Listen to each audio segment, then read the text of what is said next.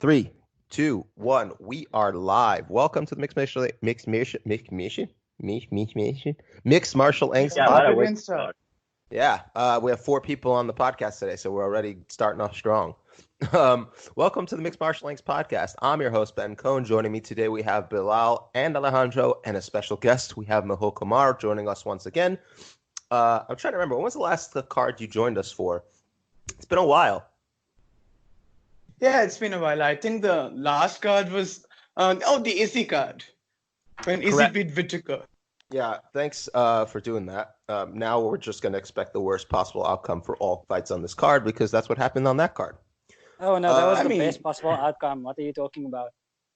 It depends if I you really... think right around the time he did the Death Note reference, all of you turned into fans, like huge fans. Well, no. I've been a fan of him for a little while. I just liked Robert Whittaker a lot more. But I digress. We're going to digress from that because we got a lot to get through today. UFC 246 is right around the corner. It's next week. Conor McGregor is headlining with Donald Cerrone at 170 pounds to get, and the winner, in this case only if it's Conor, gets a 155-pound title shot, apparently, which makes total sense if you really think about it. But we don't really want to think about it, apparently. If you are here to listen to someone talk about the issues surrounding the Conor headlining a fight at all, we did have a podcast, an episode last week where we discussed the allegations and the issues surrounding it with him headlining it. This episode will be us focusing on the fights themselves and breaking them down. If you would like to listen to something more along those lines, I urge you to check out our last episode. It was a really good discussion as well. But UFC 246, it's headlined by Conor McGregor versus Cerrone. This is a fight that I think people would have been more interested in 3 years ago, 4 years ago, probably. But it's happening now at 170 after Cowboy's been on a 2-fight skid for both by KO. Well, one KO and one utter destruction by Tony Ferguson. Conor has one MMA fight in the last 3.5 years, and it was Khabib. We have very little to go on. We really do. For Conor, he's fought that one fight, and it was a very different style matchup. So we kind of have to go based on what we've seen of them as recently and as possible. Conor looked good in that Khabib fight. Aside from tactical errors during the fight made, his actual skills still seem to be there for the most part. Cowboy's degradation in physicality and durability has been pretty clear. His skills do seem to still be there as well, but stylistically, I think we all are on the same page on how this fight looks. We have somebody who is a slow starter in Cowboy Cerrone, who's also kind of allergic to good pressure fighters. I want to specify that. Good pressure fighters, especially now that he's improved a lot of his ancillary skills to kind of mitigate that as much as possible. But the problems are still there. He's older. He's less durable. This fight is at 170, which does benefit Cowboy far more than it benefits Conor. I honestly don't understand the reasoning behind Conor doing this. Doesn't really make sense to me. Conor at his best, and even not at his best, is an excellent pressure fighter, specifically working off the counter. He does not need to, though. If you were looking back even to his featherweight days, specifically to his featherweight days, the guy was far more of a volume-based pressure fighter. He's at lightweight been a counter pressure fighter. Both have worked against Cerrone. His kicking game is going to come in handy, I think, here. I think he's really going to attack Cerrone's body, a historic weak point. Realistically, I'm not seeing how Cowboy wins this fight if Conor is remotely on near the level he was. However, if Cowboy can survive the early onslaught, work his grappling, which he says he's not going to do, so whatever, and drag Conor into deeper waters, yeah, he can win this fight. The likelihood of that is not high, just because we've seen Conor, we've seen Cowboy, we know how this fight kind of goes. We've seen, even Darren Till, who's a lot less skilled as a striker, I would say, a lot bigger, but a lot less skilled, just wreck Cerrone around. I mean, guys, what do anything specifically you'd like to point out? Because I think strategically this is not something that's and stylistically this is not a great fight for Cerrone. And considering Cerrone says he's going to stand and wang, it's not boding well for him. Mehul, what are your thoughts on this fight? The point about body shots, I actually think that is something you mentioned, ancillary things which he has improved. I do think that it's very weird. I do think he's improved his reaction to body shots, but in general, over the last 2 or 3 years, he's become less durable. Like it's so it's weird because I do think that perhaps the skills which he got starting from his welterweight run, combined with his previous athleticism and durability, might have given Conor I guess a better fight. But right now, this is as close to a tune-up fight, as you get, right? I also do not understand why they're fighting at welterweight. I would think that Cowboy would actually be more durable at welterweight and Conor would gas harder. And the thing is, if Cowboy knows that he just has to last like a couple of rounds, 1.5 rounds, Conor does get a second win sometimes, then perhaps he can be slightly more guarded against good pressure. This is just all me hoping because I do not want to see Conor McGregor fight. But I don't think it's looking good for Cowboy. I don't think. I just think I remember from the very beginning when RDA Cerrone 2 was happening. Like people said that Dana is probably wishing that Cowboy wins the fight because he would be strategically an easier matchup for Conor, who was the featherweight champion at that time, of course. And I think that is still true by and large. And if Conor is anywhere near his best, and we frankly don't have any evidence to the contrary, then I think he's just going to, I think it's a KO, really. Yeah. Before we go on, I do have to interject. Guys, breaking news. Apparently Henry Cejudo's dating someone. I'm proud of him. I saw that last night. Yeah, good for him. But not only is he dating somebody, I think Zane Simon cringed. made a brilliant joke about how triple C equals half a D. So I just wanted to give a shout out on that. What? Zane. I love how Henry decided to say it. He's like, to all you single ladies out there trying to slid into my DMs. Space. Let me tell you, Triple C has been triple cringed. Love. I don't understand. Wouldn't it shit better if there was a hyphen between C and ring? It's so ridiculous. Okay, I have to say one thing specifically about the weight cut. The way weight cuts work is you cut water weight, right? So at 155, both of them will weigh 155 on the scale, and both of them will likely rehydrate about 20-ish pounds. That seems to be the average based on the numbers we have from other cards where they did the rehydration weights, right? The difference for someone cutting and rehydrating that weight is that Cowboy, Cerrone, and Conor McGregor don't weigh the same amounts when they're walking around and at the beginning of their camps, and even probably when they're doing their water weight cuts, right? So if, let's say, Conor is starting his weight cut from about 170, 175, and Cowboy had to start his weight cut at a much higher weight, the rehydration of 20 pounds will affect Conor a lot better than it affects Cowboy. That's what I wanted to say. So now I'm going to hand this off to Bilal. I'm going to quickly give my son a bottle and change his diaper. Change it good, Ben. Take your time, Bilal. Bilal and Alejandro, you have the floor with regards to this fight. Go ahead. And you have the diaper with regards to, I don't know, shit. So good luck. I think Ben and Mehul already said as much as possible, at least from Conor. Conor's perspective, I do want to also bring into account the reach advantage that Conor has, because, he still has a really good amount of reach. And I still think Cowboy suffers. I think his problems with pressure fighting is that he suffers when people can put themselves at range parity with him, because he still has very stilted head movement, and his defensive skills aren't that high in general. So he tends to get tagged a lot cleaner once if he can't keep you out of range. That being said, like I'm not expecting at all for Cowboy to win, but like if he is going to win on the feet, I also still think that it would come from kicking.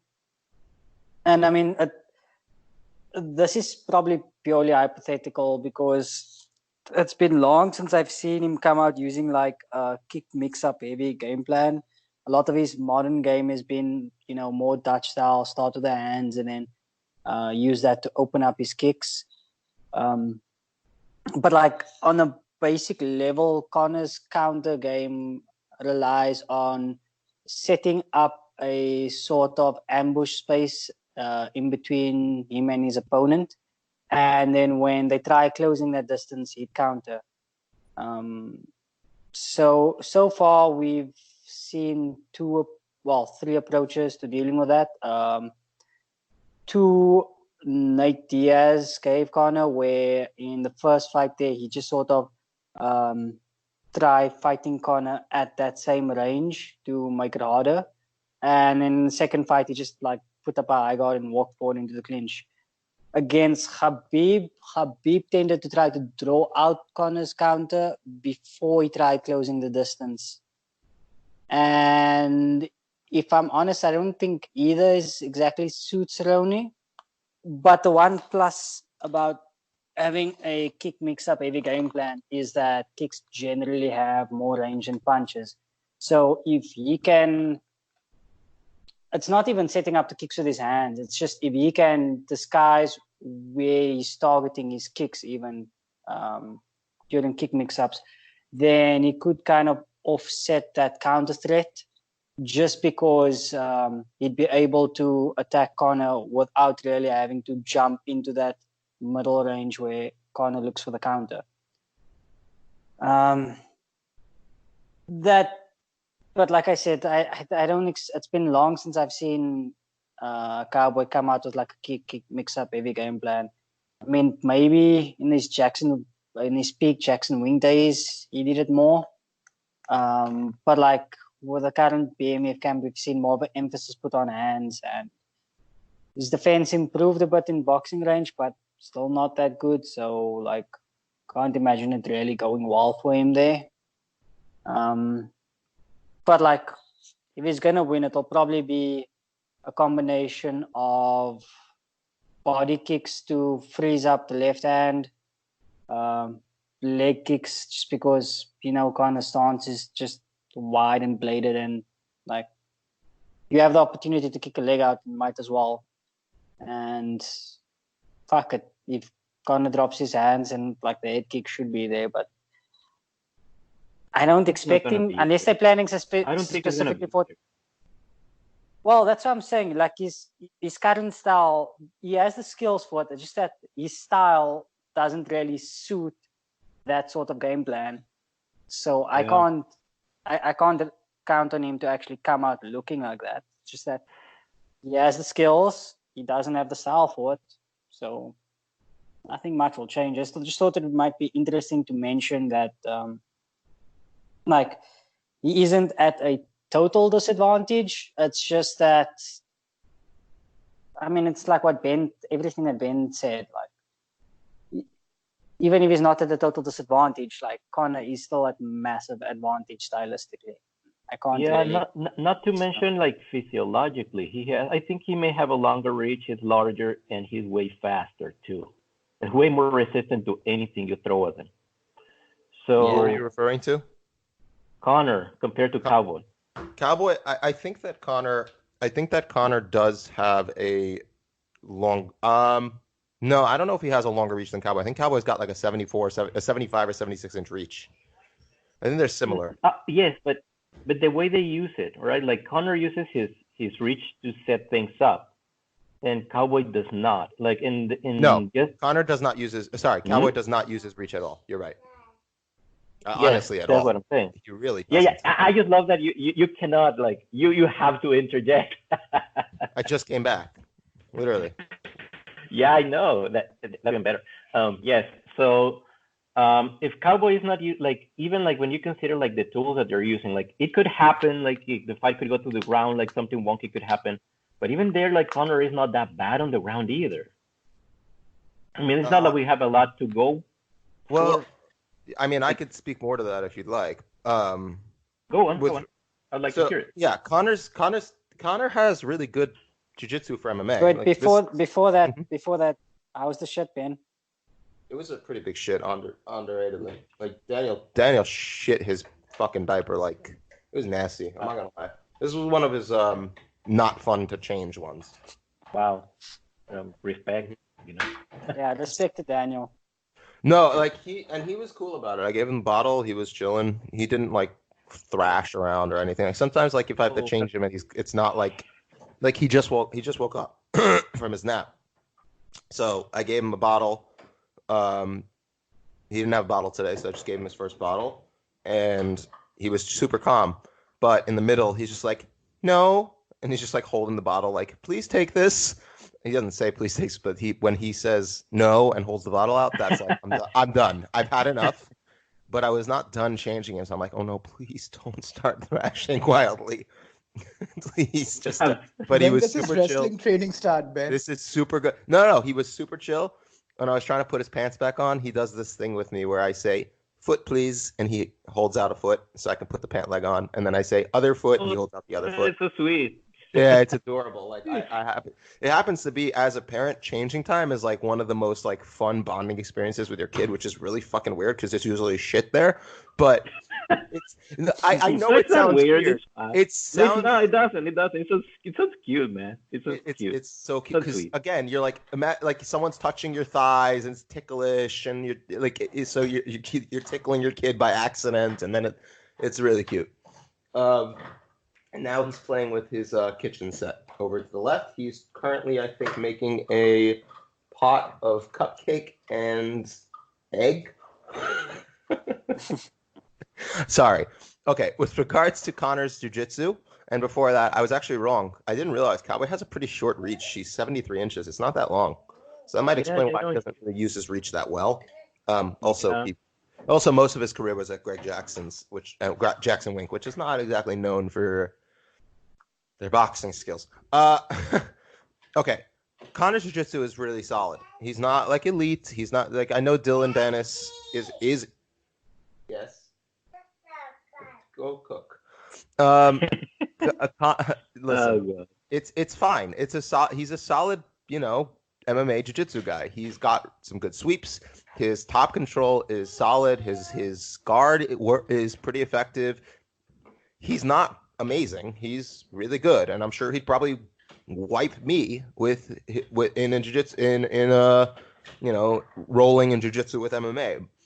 His jiu-jitsu itself is very clearly geared towards the MMA meta as it was over the last 3, 4, 5 years, which is defend yourself, use sweeps to get up, stuff like that. He's not going to out-grapple. Answer you, son, Ben. He's not actually. Daniel is absolutely not impressed with your analysis. This is not yelling at me. Oh boy. But he's not. No, Dad, Conor sucks. No, he's not going to out-grapple Nate Diaz. He's not going to out-grapple Khabib Nurmagomedov. He's never going to out-grapple those guys. The Nate Diaz thing in particular, I actually did a small breakdown in a comment on Bloody Elbow. I think I'll redo it as a fan post just so I can have it as a point of reference whenever anybody says Conor sucks on the ground or he quit against Diaz in the first fight. No, he was rocked. He shot a panic takedown. He actually did the right defensive movements that I would expect from someone who's getting punched in the head on the ground against a better jiu-jitsu / grappler. And he did the right moves. He just got out-thought and out-grappled while being rocked. That's normal. He knew he wasn't getting out. It was done. So against Khabib, who the fuck doesn't get crushed by Khabib at this point? So everyone. Yeah, exactly. So Conor is a good grappler. He's not the best. I don't know what the fuck. Also, stop asking teammates what they think of their partner's skills, because they're not going to say anything negative. There's no He's going to lose. Right. Like, Conor McGregor's going to tell you that Dylan Dennis is better than 98% of strikers in MMA today. Like, it's stupid. Don't ask. He's not going to be honest in his assessment about Conor McGregor's jiu-jitsu. Well, unless your name is Colby Covington, and then you just like throw shit at everyone. So exactly. So I think Conor knocks out Cerrone in the first 2 rounds. I think we're all roughly in agreement with that. And again, it's all contingent on Conor not coming in like dragged out from his coke binges. So, Holly Holm versus Raquel Pennington 2. Is it happening? Yeah, it's happening. I thought, wow. Are we I thought gonna? the fight was off. No, I don't think so. It's Oh, rescheduled. it's happening. It was rescheduled and is now. Oh, right. It was supposed to be earlier. This is their rescheduling. I mean, probably Holm. Yeah, I'm not sure. Maybe. I mean, like Pennington hasn't looked good since her return. Like she beat Irene Aldana and lost to Germaine Duran to me. Yeah, I'm going with Holm. Like, I'm gonna go with Holm just because she's really good at winning rounds on judges' scorecards, and even though she shouldn't be. Even though she shouldn't be, but again, like she was. Okay, quick run through her record. Lost to Miesha Tate despite winning the fight up until the submission. Lost to Valentina Shevchenko in a clear outstriking, clearly getting outstruck. Lost to Germaine Duran, clearly getting outstruck. Besh Gadelha was evenly striking with her before the knockout. Yeah, but Besh is awesome. Besh is certainly something. Chris Cyborg fucked her up. Megan Anderson got out wrestled, and Amanda Nunes knocked her the fuck out. I have no point of reference for a Raquel Pennington. Well, I was gonna say like this might seem close just because the first fight was close, but like in her recent appearances, she didn't look all like there. Like screw it. Motivationally, I'm picking Pennington. I don't know. Yeah, but well, guys, I don't want Holm to. I don't want Holm to fucked... win, but like if Pennington comes out anything she's been looking in the last few fights, then like I can't imagine the same as the first fight showing up at all. But in the first fight she gritted quite a bit. But Holm is also not looking good either. I just realized, like she hasn't really looked good. She's never looked good. It's just that like when I think about it, she had like one fight. She's also 38. Yeah, listen, she had like one fight where she looked good. Just like one fight. Think Which about one was it again? Ronda Rousey. Ronda fight, yeah. The one that she looked literally good in the Megan Anderson fight. But not in a way that would make me think that she's going to beat Raquel Pennington. That's the problem. Also, I think there's also another thing to be considered. Like, Rocky got absolutely, like, when she came back from the beating Amanda gave her, she was never the same. We haven't seen Holly Holm back since she got her chin cracked, which was, I think, the first time she got actively knocked out in an MMA ring. True. In an MMA cage. Yeah. I don't think she's... The reason why... you're right, first of all. The other thing I want to point out is that Rocky beat a very high volume person in Irene Aldana, and the striking stats were pretty close, but she managed to she was definitely behind in total strikes, but not by much. I think it was like 20-something strikes. And, I mean, she won the last round by using her ground and pound, using her wrestling and top control. That's not really an option with Holly. So... But we do know that the absolute best part of this fight will be Joe Rogan saying again and again that Holly Holm is a very technical elite counter striker. Oh, fuck. Okay, I just realized I don't want to talk about this fight anymore. Just don't. I agree with Daniel. Daniel is not impressed by Daniel was super bored. He was staring at me, just shaking his head like. What? Why are you doing this, Father? I guess Pennington by split decision. She wins this one by split decision. I don't know. Alexei Oleinik versus Maurice Greene. Would we not? Just Daniel's forget that Ezekiel choke. That's all I care about. Ezekiel choke. Yeah, Oleinik by Ezekiel choke in like round whatever. Gadelha guys, Grasso. interestingly... Stop it. We're moving on to Gadelha Grasso. That's a way more... No, come on. See, the thing is with Maurice Greene, he's a BJJ fighter. So stylistically... What's up? Not Alejandro. Mehul. Come on, Mehul. Yeah? Shut the fuck up. Oh, just come on. It's a really good... It can be a really good fight. Both of them are, grapplers. Shut the fuck up, Mehul. Ezekiel choke. Well, I invited you on this week to actually give like real analysis, and all you're doing is making this fucking crazy and hard and difficult. And you know, We've gone down the rails already. just like anal, this should be really smooth and gentle Oh and boy. easy. And you're making this really difficult. This is a reference, people. This is a natural, like, friendly reference. Ben is not insane. He just doesn't bring out anal just because. You need to relax a little, Mehul. All right. You know what's Okay, Ben is really insane. difficult? Actually out grappling Alexei, but Maurice Greene might do it because he's a BJJ like black belt. Mehul, you're forgetting the loop. You're forgetting the loop, Mehul. Gadelha or Grasso. Alejandro's either going to be really sad or really happy. I'm going to be really sad. It's entirely dependent on that first round because there is a significant chance Gadelha comes out and just blitzes Grasso and subs her in like 3 minutes, just like she did with Carolina. Not that fast, and but there's also a significant chance that she does that, doesn't get Grasso out, and then gets like out volume for the rest of, well, at least for the third round. I don't think that Gadelha is going to have. I think if Gadelha could blitz her like she did with KK, I think she'll sub Grasso. Grasso, as much as I like the improvements she's made, we spoke about this last time. I feel like she hasn't made the improvements in her game that she should have.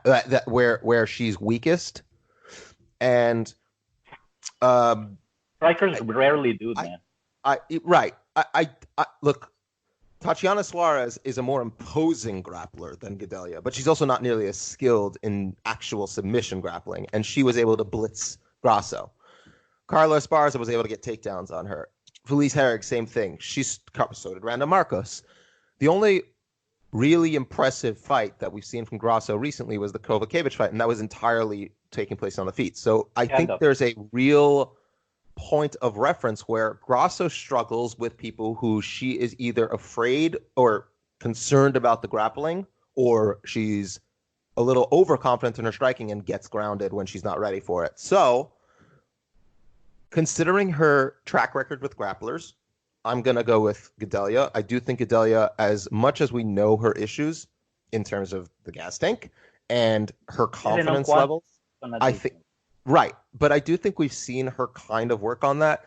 The fact that she went to decision with Randa Marcos, who showed abysmal fight IQ in that fight. Don't get me wrong.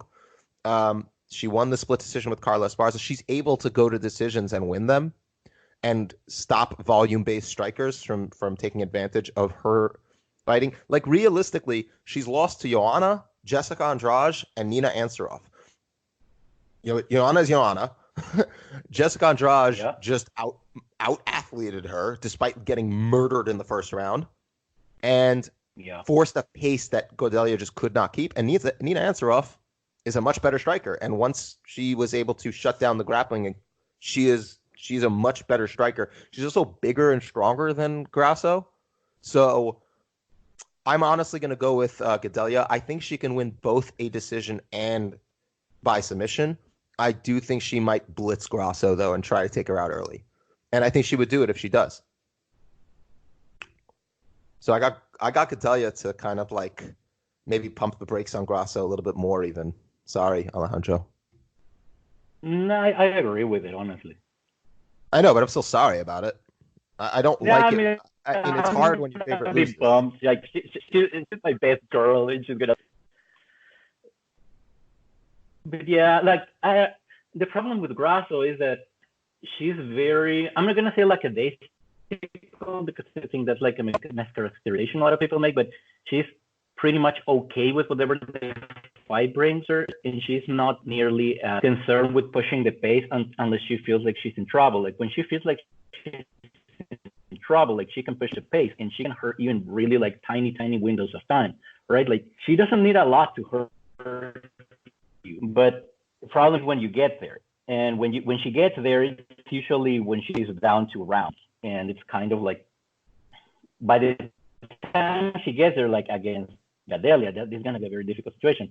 And also, she's not as aggressive as people like to. So what you need to beat Gadelha, if you're Grasso, is like to really go to the body, go often, and don't let her react. And she hasn't shown that inclination either. her grappling is fine, but it's not like Gadelha. That said, she may last a little bit longer than Ben says because, correct me if I'm mistaken, both Esparza and what's her name, Suarez, like they shoot really low takedowns, and Gadelha not so much. Like even then, like Grasso can stuff a couple of. Gadelha may need to get her to the cage, pick her up, and do something else. Like maybe not on the first takedown. Like I don't think she necessarily blitz her that way. And Gadelha is not bad in the striking either. So Grasso is probably gonna have her hands full really early. Like yeah, like I don't like this, but yeah, you kind of have to go with Gadelha, right?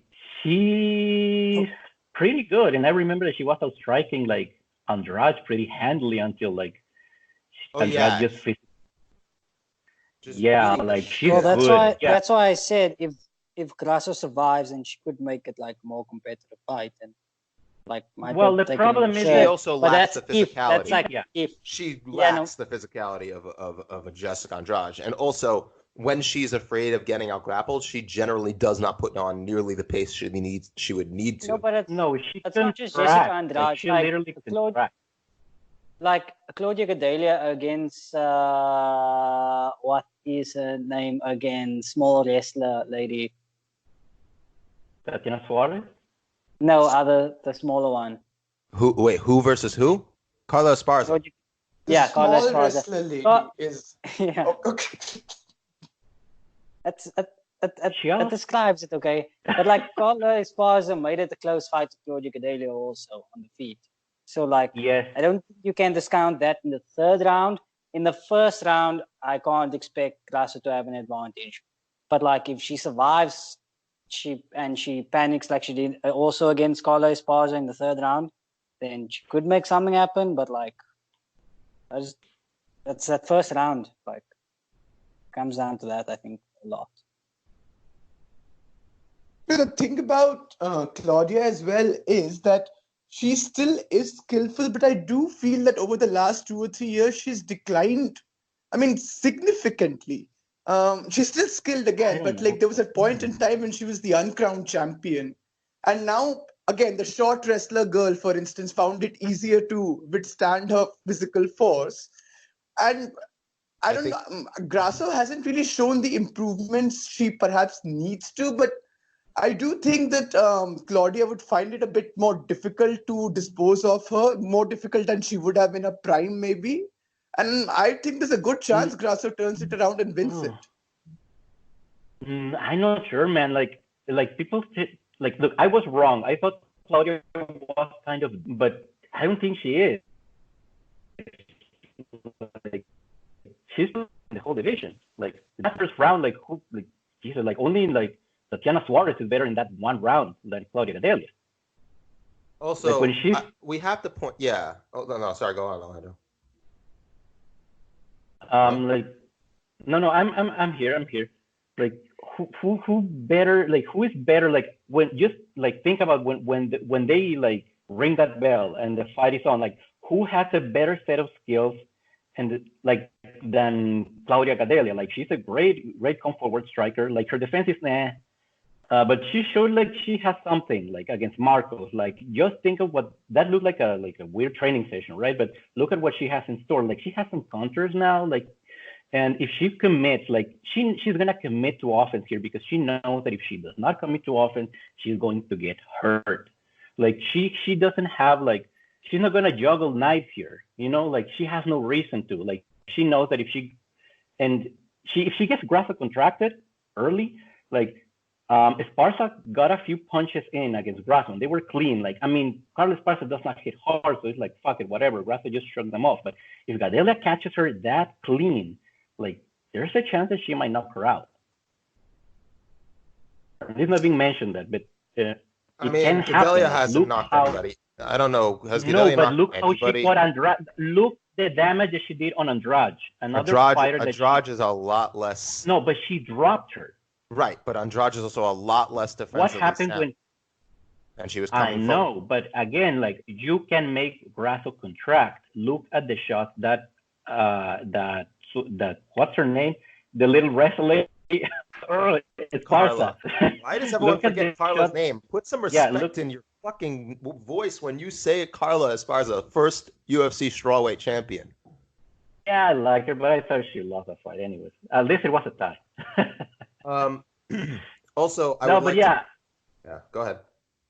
Also, Gadelha is Claudia still has very not much in beaten there. anybody by Yeah, knockout in I the think... UFC. yeah. No, Yeah, but in the I'm UFC. talking about the concentration of damage that she can put. Like, she We may understand. not have to. She also hasn't done it in a very long time, though.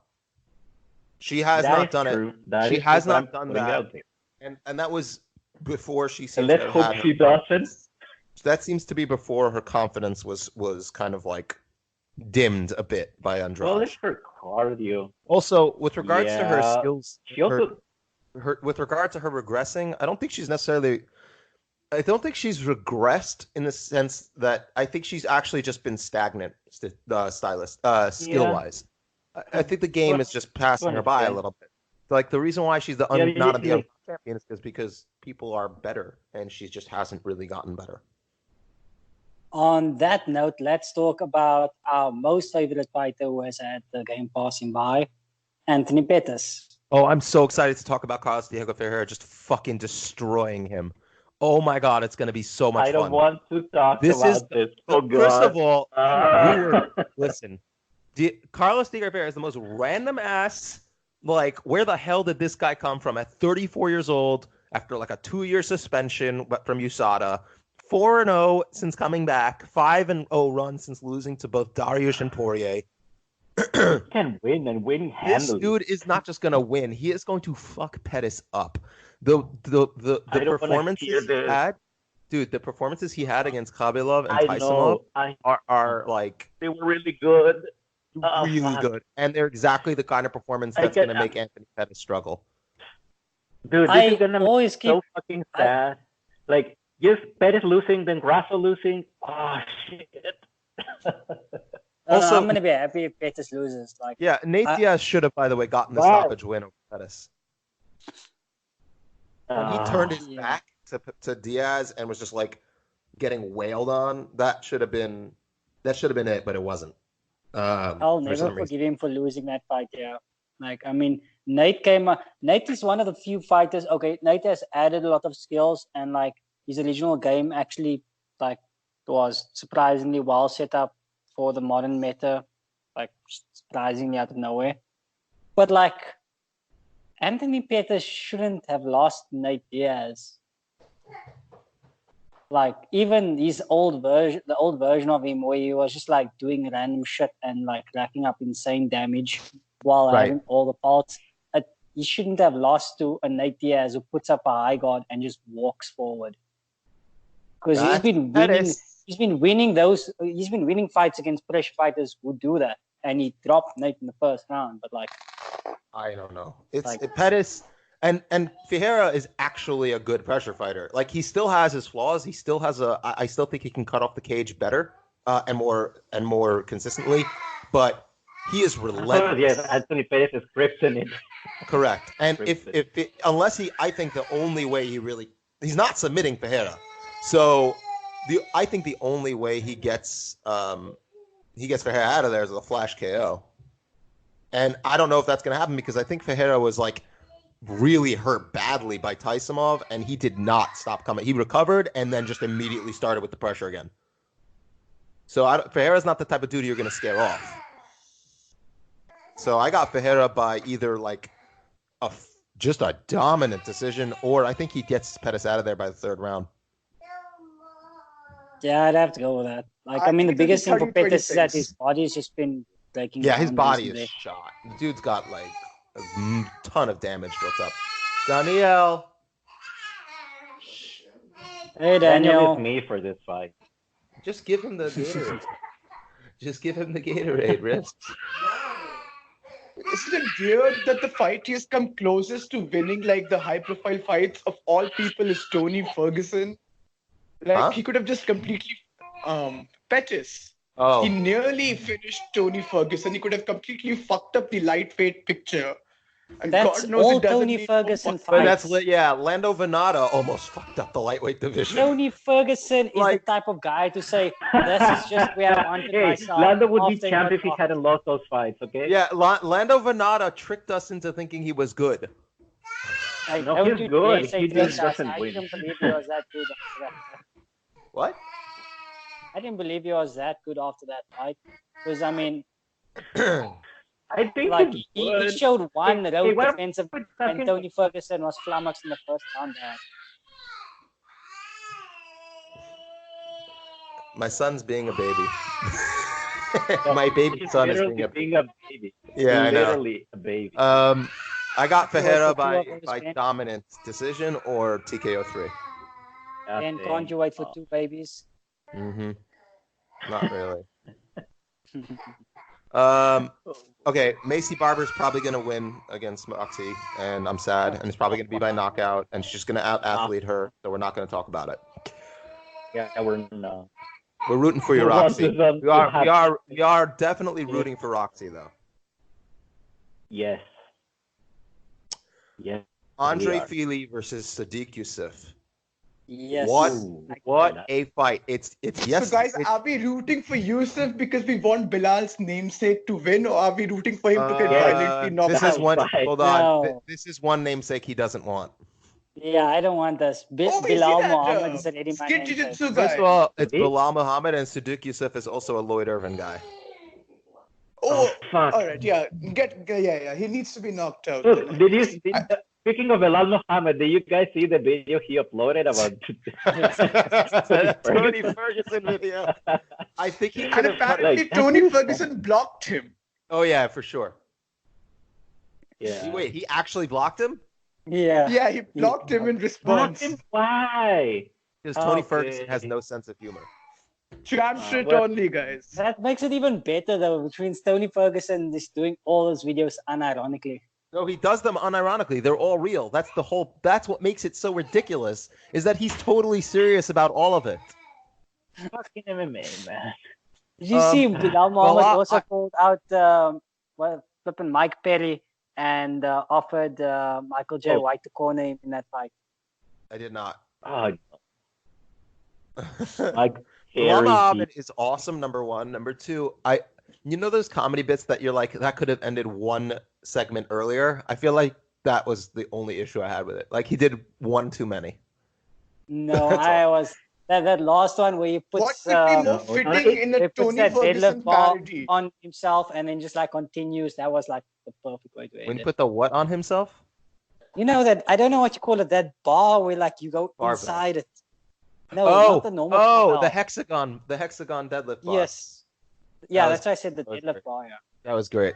That was funny. You confused me as fuck for a second, Ben. Yeah, sorry. But anyway, we're going to talk about the fight itself. Andre Fili is the prospect of yesteryear, and now he's 29. Sadiq Yusuff is the current hot prospect, and is coming off the knockout win over Gabriel Benitez. Fili is coming off of just a phenomenal knockout win over Shaman Moraes, which was a common opponent they both hold. Looking at their records, Sadiq Yusuff has been, slowly brought up. He's had 3 fights since the Contender Series. He's a legit prospect. There's no question he's a plus athlete. He's only 26 years old. Fili has really come into his own. He had that split decision loss to Michael Johnson.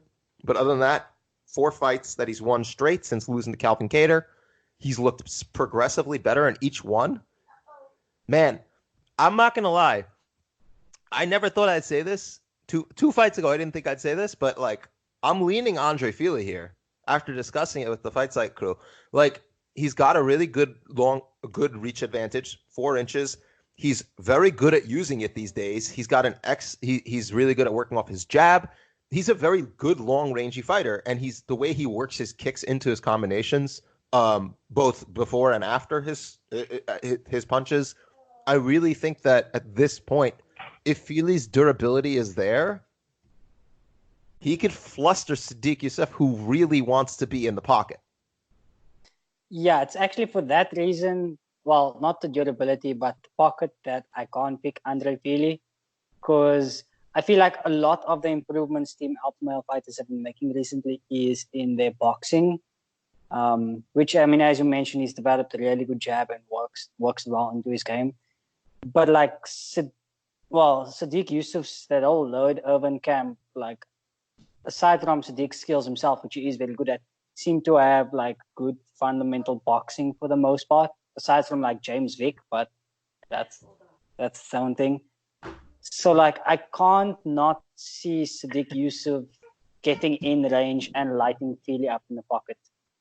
I should have said Fili up in the pocket, but I just can't see anything else but that. The thing is that Fili has used some good deterrent tools to kind of like escape that range. So is Yusuff's game, Jesus Christ, is Yusuff's game deep enough for him to consistently get there and also stay there? I think it is just from the overall. But what are his range ways? But what are his range closing tools? How is he getting past the long range of Fili consistently, other than being really fast? Oh, we've already seen him counter a jab. Yes, but again, I said consistently. Have we seen him do it consistently? It's not like he's faced somebody who Gabriel Benitez is the first guy he faced that was like kind of working at long range, and he got dropped by him. And he came back by being, he's obviously very tough and was able to adjust. The problem is Gabriel Benitez then engaged him in a pocket duel and lost because it's a fight he'll lose every time. I don't think Fili's interested in doing that. And it's not like we haven't seen him face guys who are very fast or faster than him. Shayman Moraes, Michael Johnson, both guys are faster than him, and we saw how he handled both of those. But Johnson also has a comparable reach and size. Didn't Fili mix in takedowns in the Johnson fight, which is what kept him at range? I would not be surprised if you're correct. I do not remember the fight that well. I believe he did, but in any which case, I just don't see the overall styles built in here. I don't see the overall style really favoring Fili across 3 rounds. Just mostly because of the box.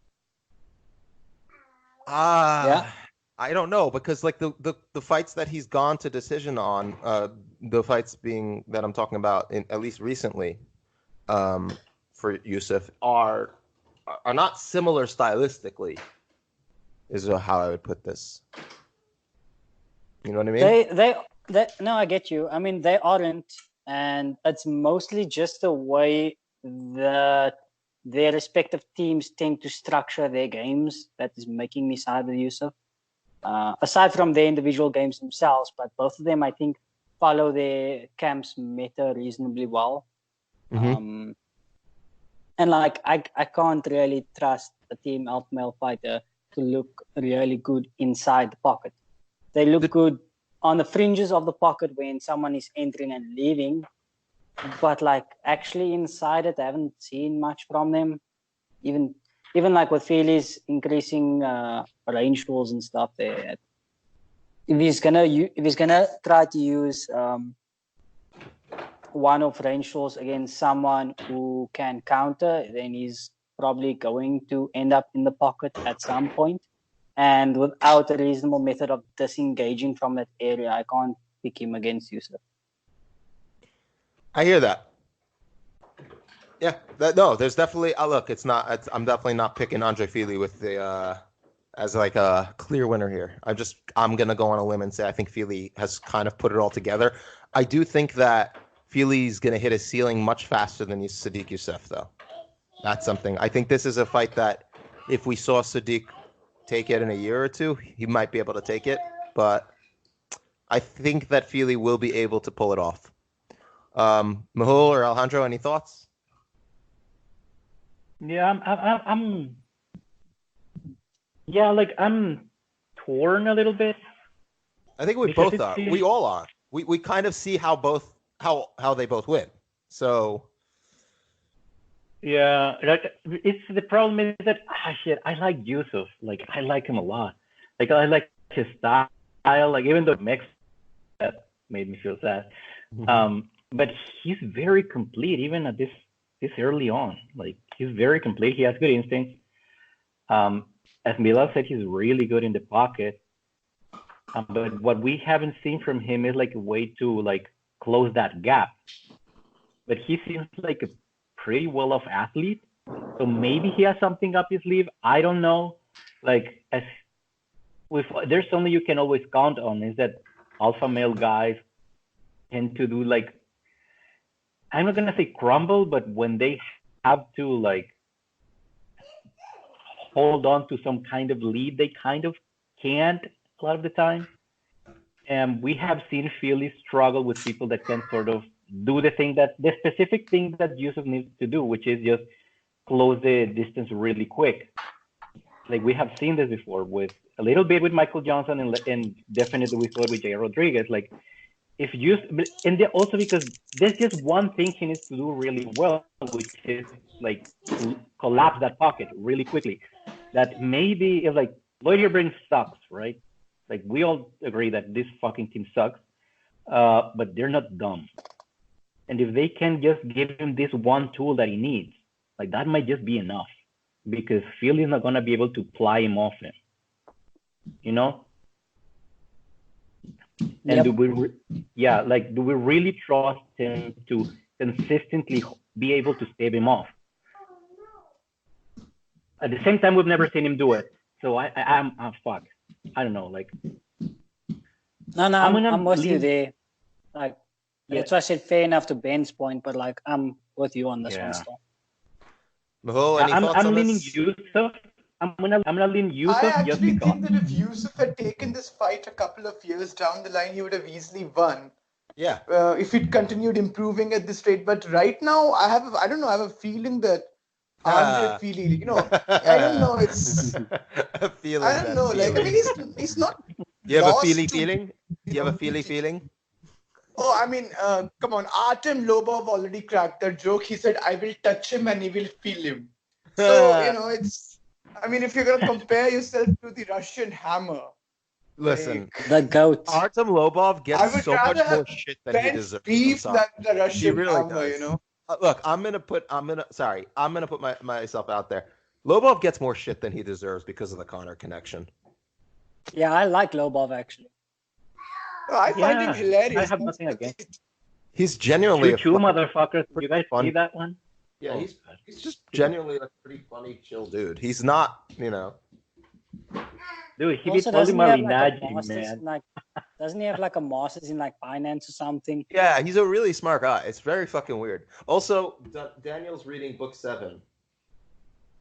Oh, he's reading book 7 of Harry Potter. He's like playing with the book. Nice. Yeah. Wait, he's not reading it, right? I think he's too young for the heartbreak. He's too young to know that Hermione and Ron have a sexually charged atmosphere. Do they though? Wasn't in the movie. First of all, hold on. Apologize for that. Can we just point out that, like, how the fuck are you supposed to like have a book series about kids becoming teenagers in school and not once address how the magical community is like, we should probably talk about the fact that our kids are fucking all the time. Because it's magic, Ben. You can just like make the time the Do same. they have magic chastity belts? Do they magically suppress no, they're their just hormones? like I don't know. They use like It's clearly infiltrating the other. And you know what? Hold on. It's so easy. And here's the thing. They know, you know for a fact they've thought of this shit because they made the girls' dormitories. You're unable to go up of them if you're a boy, but the girls can go up the guys thing because they trust girls more. You're being a massive nerd. You're being a massive nerd. Oh my god. Now you know what the It's like, it's not like she didn't. That was like her wink, wink, nudge, nudge to like the boys want to fuck. Like, dude, it's not like girls aren't horny. What the fuck is wrong with you? Like, they want to fuck too. Okay, I don't want to talk about how teenagers having sex. It's so ridiculous. I would like. And I'm just like, I'm like, that's your only reference to it? You think that's like? Also, J.K. Rowling, fuck you, fake woke bullshit. Okay, I have a question. Like, am I the only one that has not read Harry Potter here? Yes. Okay. Anyway, last fight. I think we need to actually like discuss in somewhat in depth, not even in depth, but at least discussed. Drew Dober and Nasrat Haqparast. That's a really good fight. That's a really good fight, especially since Drew Dober started actually sitting on his punches. I'm not gonna lie. I don't. Did he knock out Polo Reyes? That makes me sad. Well, who the fuck hasn't knocked out Polo Reyes? You be quiet. Shut up your whore mouth.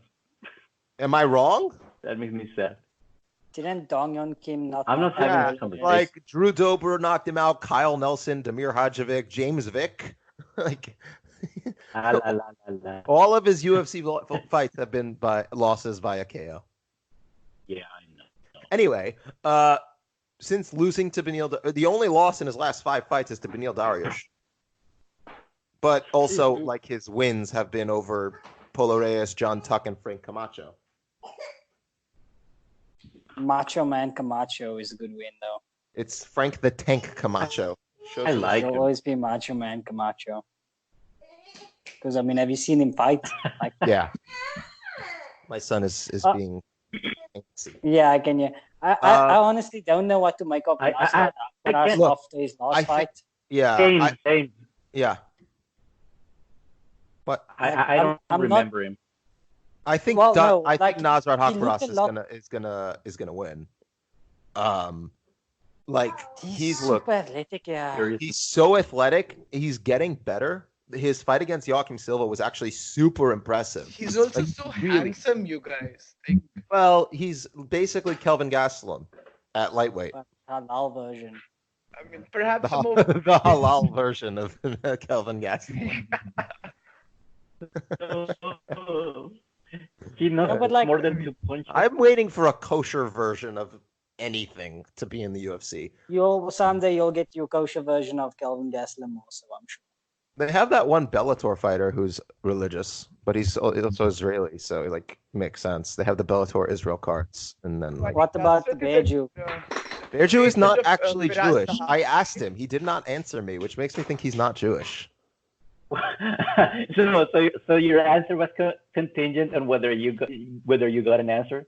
He's never he's never said that he's not he's never said that he's Jewish. He's never talked about the fact that he's Jewish. He just nicknamed himself Bear Jew. Also, there's a guy Ben Cohn is a bantamweight fighter who defeated a neo-Nazi, Maxim Tkachuk, on Bellator cards, Israel's last card. So that is a good thing. Yeah, Ben awesome. Cohn is also like a higher up. What it means is you need to beat up a neo-Nazi soon and get. I would love it. Aren't they around these days in New York? Like, shouldn't this be easy? Not as easy as you'd think.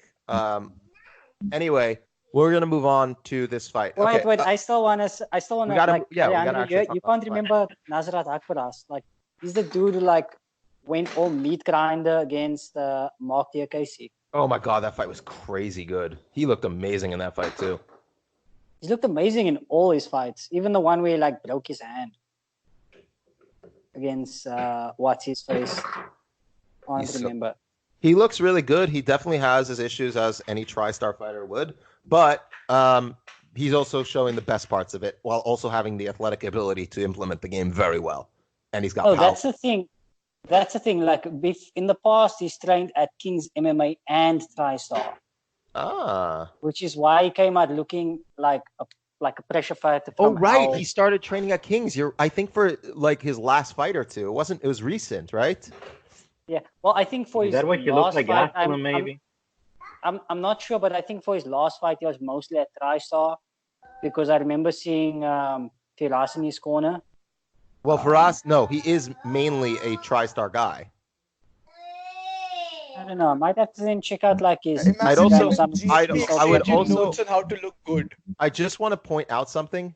He's been fighting since 2012. He's only 24 years old. Oh, Jesus, that's not good.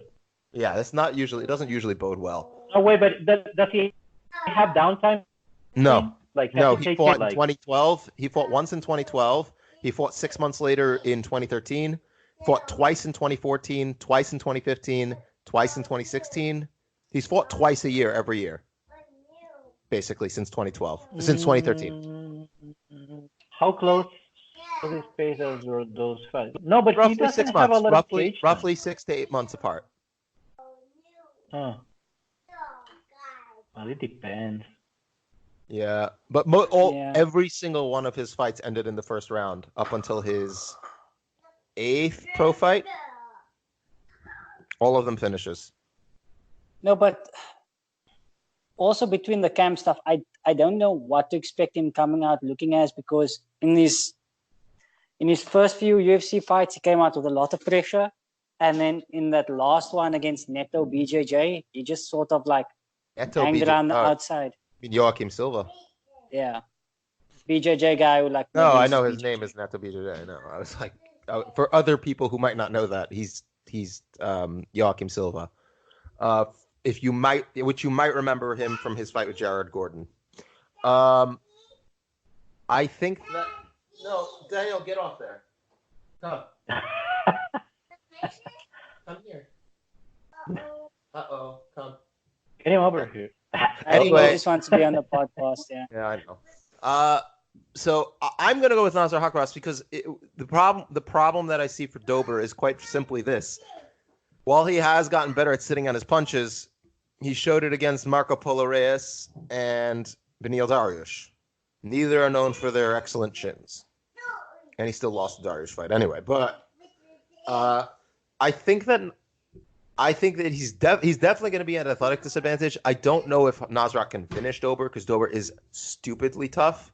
He has been finished before. Quite athletic too. Yeah, he's a bad athlete. Yeah, no, he's athletic, but he's not like he's not. He's fine. He's regular. So he's not GSP. No, but who?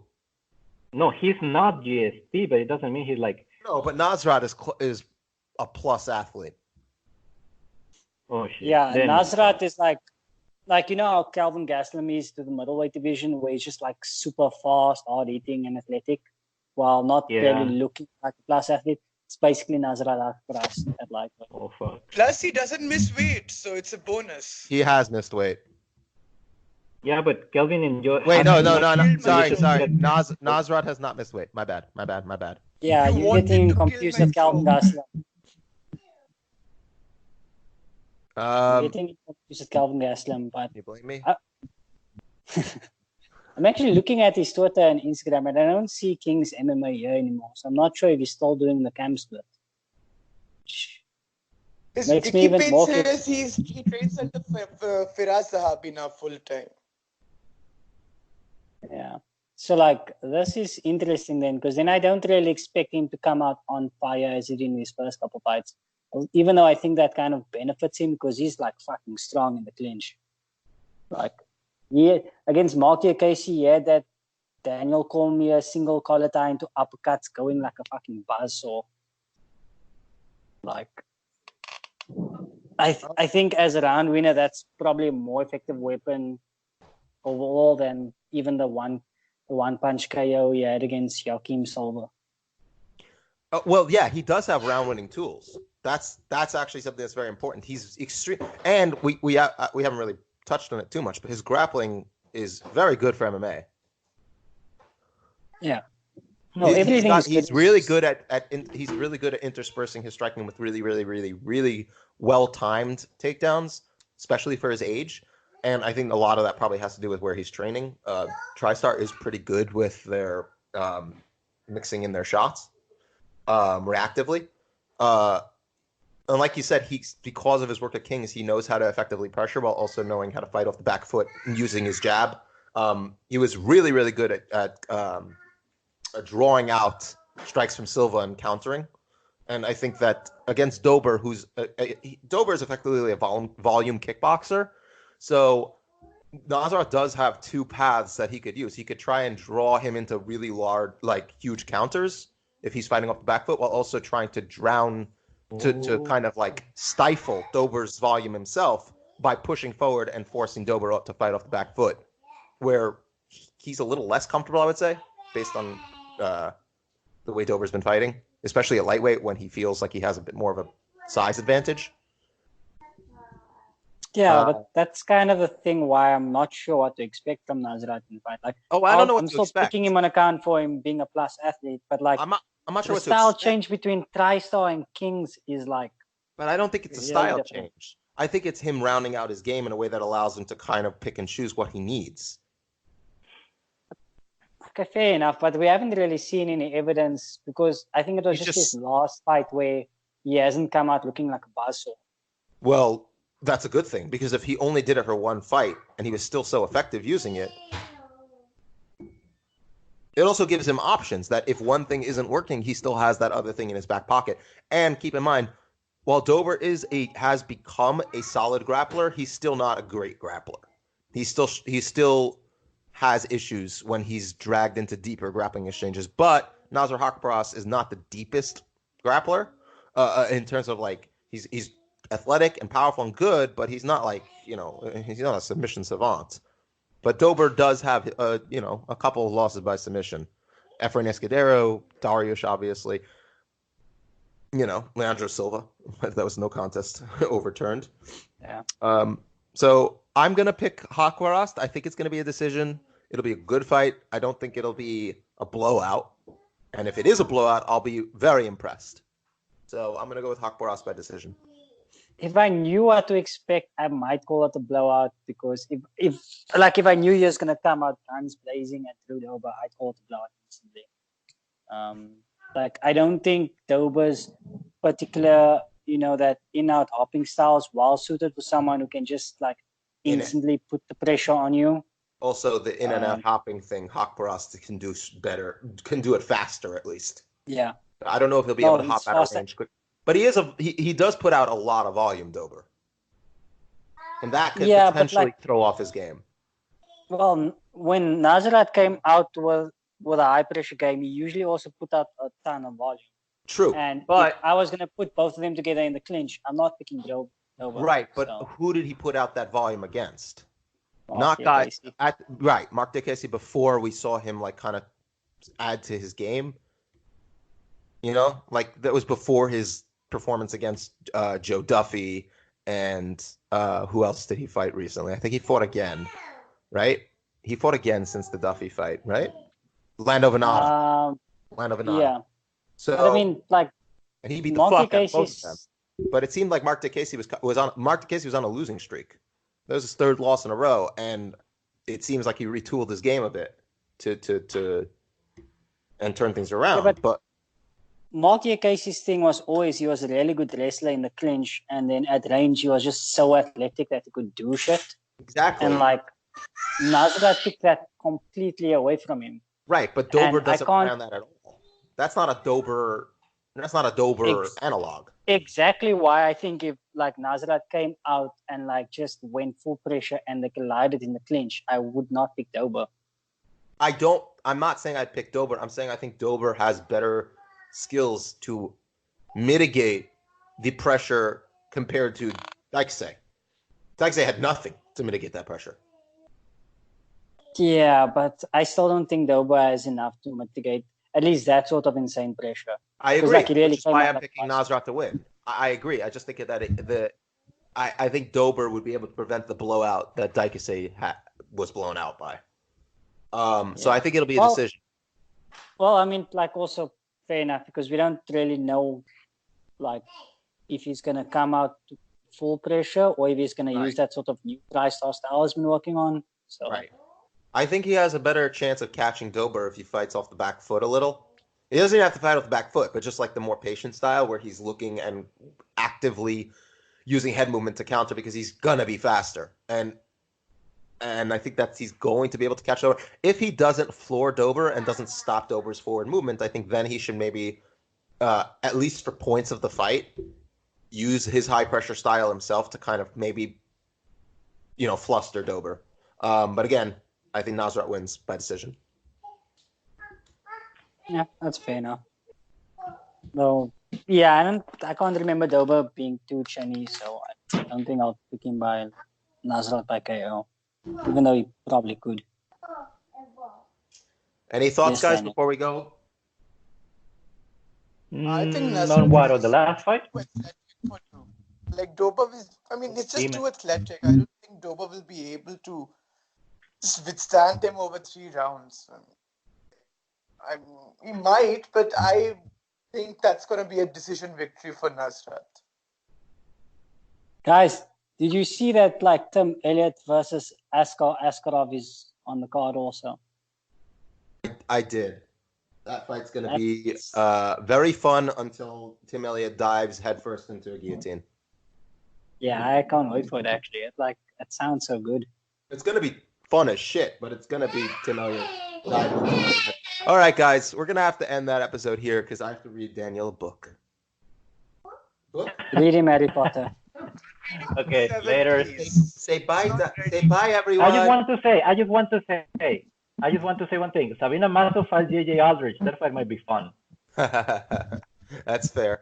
All right, thank you all so much for joining us. I've been your host, Ben Cohn. It has been a pleasure to have Mehul join us. Alejandro and Bilal, thank you so much for joining. Bilal, You're such a shitty beef jerky salesman, Ben. Like, what the fuck? Oh, yeah. Buy my beef. Buy Ben's meat. Buy my meat. You'll want my meat in your mouth. Just like you want my meat in your mouth. Wait. This got weird real fast. Put my meat in your mouth. And Mehul, open your anus. That's not. Okay, bye, I'm people. sure you'll also love Ben's meat. Don't worry about it.